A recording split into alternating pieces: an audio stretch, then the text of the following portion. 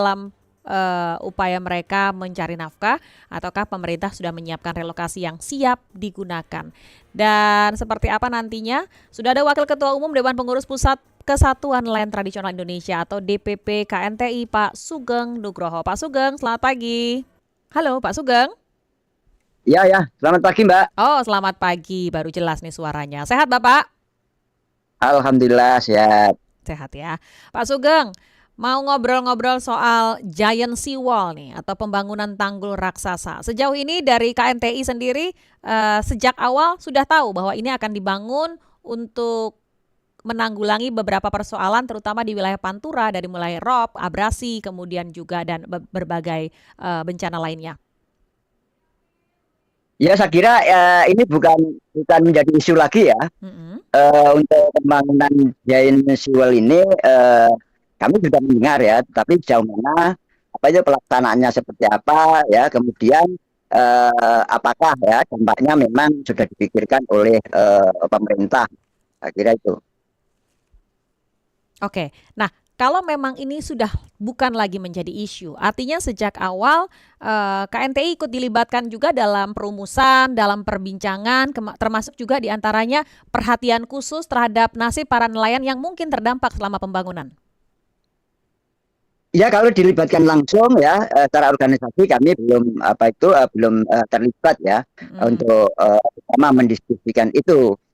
Tetapi kami melihat bahwa pembangunan Gensi Wall ya di pesisir Pantura ini, ya kami melihatnya ini bukan satu-satunya solusi tunggal, ya, sehingga perlu dikaji secara atau sangat hati-hati.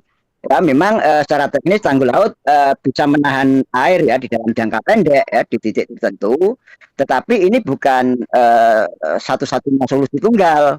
Ya, kalau tidak dibarengi dengan penahanan, pembenahan maksud saya, pembenahan tata ruang, misalkan pengendalian pengambilan air tanah, ya, kemudian serta pemulihan ya, ekosistem pesisir seperti mangrove, ya, maka Giant Seawall ini berpotensi hanya sekedar memindahkan masalah, ya, bahkan bisa menimbulkan dampak baru. Nah, selain itu kita harus juga memastikan bahwa proyek ini tidak mengorbankan masyarakat pesisir, khususnya nelayan.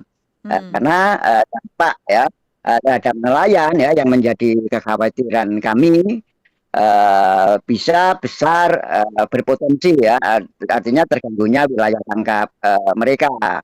Karena jika akses ke laut dibatasi ya atau ekosistem pesisir itu berubah akibat proyek Giant Seawall, maka nelayan kecil atau nelayan tradisional ya yang paling pertama merasakan dampaknya. Saya kira itu, Mbak. Oke. Kalau memang ini punya dampak tersendiri, sejauh ini Pak Sugeng sendiri sudah mendapat laporan belum kalau masyarakat nelayan atau masyarakat pesisir di wilayah Pantura saat ini sudah mendapatkan relokasi yang cukup atau ada beberapa keluhan-keluhan dan masukan ke Pak Sugeng yang belum tersampaikan, ini mumpung kesempatannya kita bisa berdialog bersama. Ya, ini kan berpotensi ya kalau pembangunan ya. Mm-mm. Taruhlah kalau nelayan itu menganggapnya bahwa Giant Seawall ini merupakan tanggul raksasa ya. Nah, kita tahu bahwa pemukiman ya rumah-rumah nelayan-nelayan kita itu rata-rata terutama di daerah Demak ya, misal Jepara, ya, itu rata-rata di pinggir pantai. Ya, ini ada kemungkinan besar ada relokasi ya. Kalau relokasi itu apa dilakukan, ya artinya akan menjauhkan nelayan kita itu dari pesisir pantai. Ya, Ya, maka padahal mereka itu tidak bisa hidup tanpa laut ya, tanpa pantai. Saya kira yang jadi khawatiran itu, Mbak. oke.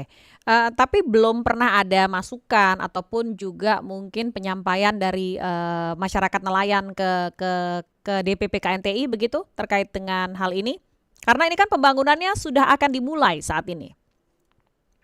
Ya, masyarakat kita ini, nelayan kita ini rata-rata apa namanya itu sangat terbatas ya mendapatkan informasi-informasi ya, terutama informasi tentang infrastruktur. Nah, sehingga tidak banyak juga nelayan yang tahu, sehingga ada sedikit yang tahu, ya kemungkinan juga menyampaikan bahwa ada kekhawatiran tertentu ya apabila Giant Sea Wall ini dilaksanakan di pesisir. Hmm. Ini kan kalau dilihat ya dari apa yang disampaikan Menko AHY misalnya bahwa ini sudah dipikirkan bahwa nanti akan ada relokasi, kebutuhannya juga besar, groundbreakingnya bahkan dimulai nanti per September 2026. Artinya tidak lama lagi begitu, hanya sekitar 4 bulanan, 3 bulanan dari sekarang. Ketika ini belum sampai, belum tersosialisasi ke masyarakat nelayan atau masyarakat pesisir, apakah kira-kira KNTI akan membantu dengan sukarela begitu atau seperti apa yang akan dilakukan, Pak Sugeng?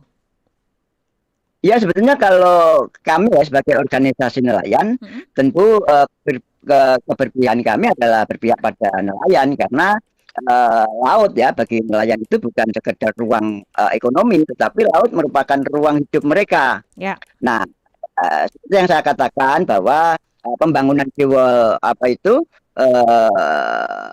ini memang salah satu solusi ya, tetapi solusi jangka pendek ya artinya bagaimana supaya pendekatan untuk membenahi nelayan kita itu bukan sekedar pendekatan infrastruktur, tetapi Hmm. harus juga melakukan pendekatan secara ekologis ya. Misalkan kita melakukan penanaman mangrove ya untuk memulihkan ya pantura kita yang kena abrasi ya, karena kita tahu bahwa posisi tanah di pantura itu adalah dataran rendah. Nah, sehingga memang sangat ya berdampak terhadap banjir yang dari darat, juga kena banjir rob ya dari laut. Tetapi ya itu tadi karena kita harus melakukan pendekatan ekologi dan memulihkan ya mangrove-mangrove kita sehingga ketahanan ya daripada pesisir kita itu berdampak jangka panjang. Saya kira itu.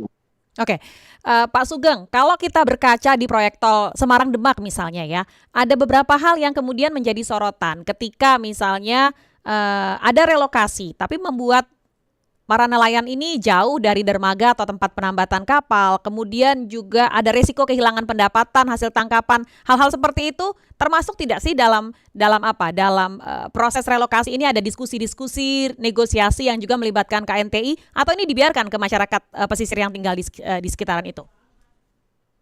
Ya itulah yang tadi saya katakan, Mbak, bahwa nelayan itu kan tidak bisa dijauhkan dari laut ya, sehingga Ya, kalau ada kemungkinan relokasi ya, baik. yang jaraknya jauh dari laut, itu juga Sulit ya. merupakan Oke. Maksud bagian dari persoalan. Maksud pertanyaan saya adalah apakah ini difasilitasi oleh KNTI juga supaya bisa berkomunikasi dengan baik dengan pemerintah atau dibiarkan melalui misalnya perangkat desa dan sebagainya atau KNTI sendiri yang menjembatani? Ya seharusnya Hmm? pemerintah ya, terutama di Menko Infrastruktur ya, Mas Ahaye itu tentunya harus berdialog ya, berdiskusi dengan kita. Ya kemudian tentunya KNTI akan senang hati ya memberikan masukan-masukan terkait pembangunan bendungan raksasa yang ada di laut itu. Nah, barang tentu sebelum itu KNTI juga akan berbicara ya, meminta masukan-masukan secara langsung ya dengan nelayan-nelayan kita. Ya, karena apapun ya nelayan-nelayan kita itu tidak bisa menyampaikan secara individu, tapi juga melalui organisasi-organisasi nelayan ya, termasuk Persatuan Nelayan Tradisional Indonesia. Baik. Pak Sugeng, sampai dengan saat ini ketika ada persoalan-persoalan berkaitan dengan masyarakat pesisir ataupun juga berkaitan dengan nelayan, kemana sih biasanya menyampaikan ke Kementerian KKP saja atau ada pihak-pihak lain yang biasanya menjadi sebagai sarana diskusi untuk teman-teman di KNTI? Ya, kita tahu ya bahwa di dalam kehidupan ya bernegara dan berbangsa tentunya ada aturan-aturan ya, atau ya tempat-tempat ya ruang-ruang di mana kita harus bisa menyampaikan aspirasi. Nah, dalam hal ini nelayan tentunya KNTI secara organisasi ya Mm-mm. terus ya berkomunikasi ya dengan KKP ya di unsur pemerintahan secara eksekutif. Nah, Ya. kemudian kita juga terus ya melakukan penyampaian-penyampaian ini ke DPR RI terutama di Komisi 4. Ya. Saya kira itu yang menjadikan tempat atau ruang kita bisa menyampaikan aspirasi. Hmm. Dan sejauh ini Komisi 4 juga menyambut positif, menyambut baik begitu? Langsung beraksi Ya saya ketika kira diberikan apa kritik atau masukan dari teman-teman di KNTI, Pak Sugeng? ya seharusnya begitu ya bahwa apa namanya warga negara yang baik itu Mhm. adalah menyampaikan apresiasi ya Ya. terhadap apa namanya perolehan kebijakan yang baik yang berpihak kepada nelayan. Tentu KNRI akan memberikan apresiasi gitu, tapi juga sebaliknya apabila ada hal-hal yang mungkin ya kemanfaatannya ya kemudian juga akan berdampak pada nelayan, kemudian kita harus juga mengkritisi ya melalui jalur yang benar. Sehingga pada prinsip kami adalah kita mengapresiasi sesuatu yang benar dan juga memberikan kritik terhadap sesuatu yang kurang benar dan sekaligus memberikan solusi-solusi selama KNTI bisa memberikan solusi yang terbaik. Oke. Terima kasih banyak waktunya Pak Sugeng sudah bersama Pro3. Mudah-mudahan ini juga menjadi satu proyek yang terencana dan tetap tidak mengurangi ekonomi ataupun juga pendapatan masyarakat terutama yang berasal ataupun bermuara di laut. Selamat pagi, salam sehat, salam sukses. Selamat pagi. Sugeng Nugroho, Wakil Ketua Umum Dewan Pengurus Pusat Kesatuan Nelayan Tradisional Indonesia atau DPP KNTI, dan seperti kita ketahui bersama bahwa